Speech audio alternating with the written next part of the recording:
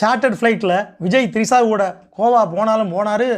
அதை ஒருத்தன் செல்ஃபோனில் ரெக்கார்ட் பண்ணி அந்த வீடியோவை வைரலாக்கி த்ரிஷாவை விஜய் தள்ளிட்டு போயிட்டாருன்னு உலகமே பேசுகிற அளவுக்கு ட்ரெண்ட் ஆயிடுச்சு. உண்மையிலேயே நடந்தது என்னென்னா, தான் கூட நடித்த நடிகை கீர்த்தி சுரேஷ் கல்யாணத்துக்கு கோவா போயிருக்கார் விஜய். அந்த தனி விமானத்தில் அவர் கூட த்ரிஷா மட்டும் இல்லை, அவரோட PA ஜெகதீஷோடு மொத்தம் 6 பேர் போயிருக்காங்க. இதை ஏன் கெட்ட விஷயமாக வதந்தி பரப்பணும்? இங்கே தான் இருக்குது அரசியல், கூடவே இருக்குது விஜயோட பெர்சனல்.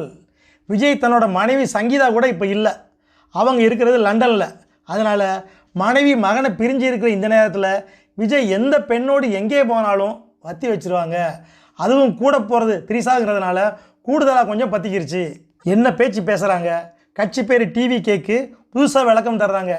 டீனா த்ரிஷாவாம், பின்னா விஜயாம், கேன்னா கீர்த்தி சுரேஷா.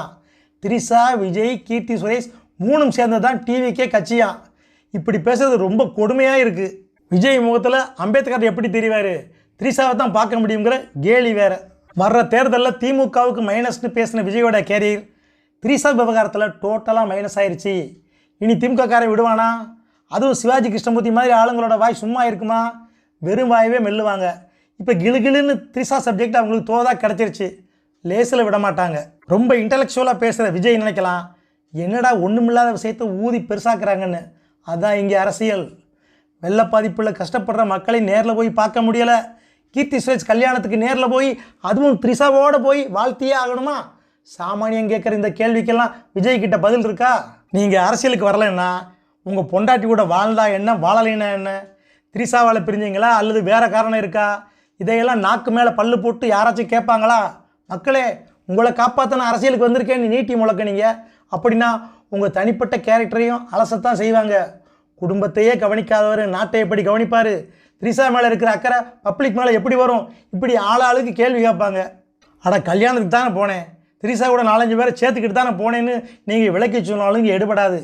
நீங்கள் பர்சனலாக யார் கூட வேணாலும் சகவாசம் வச்சுக்கோங்க, அது ரொம்ப ரொம்ப சீக்ரெட்டாக இருக்கணும். இப்போ உங்கள் மனசில் ஒரு கேள்வி வரும், இதுக்கு முன்னால் மக்கள் மனசை கவர்ந்த அரசியல் தலைவர்கள் யாரும் பர்சனல் வாழ்க்கையில் தப்பே பண்ணலையான்னு. நியாயமான கேள்வி தான், ஆனால் அது வேறு காலம். அந்த தலைவர்களை மக்கள் கடவுளாக பார்த்தாங்க, உங்களை இன்னும் நடிகனாக தான் பார்க்குறாங்க. அதான் நீங்களே மக்களுக்கு மத்தியில் வர பயந்து தானே இருக்கீங்க. இன்னொரு முக்கியமான விஷயம், உங்கள் அப்பா S.A. சந்திரசேகர் சினிமா டைரக்டர், அம்மா சோபா சினிமா பாட்டு பாடுறவங்க. 51 வருஷமாக ஒரு பிரச்சனையும் இல்லாமல் ஒற்றுமையாக வாழ்கிறாங்க. எங்கே போனாலும் உங்கள் அப்பா உங்கள் அம்மாவை கூட்டிகிட்டு தானே போகிறாரு. ஒரு நல்ல தாய் தகப்பனுக்கு பிறந்த நீங்கள் ஏன் அவங்க வாழ்ந்துட்டு இருக்கிற நல்ல வழியை கடைப்பிடிக்கலை?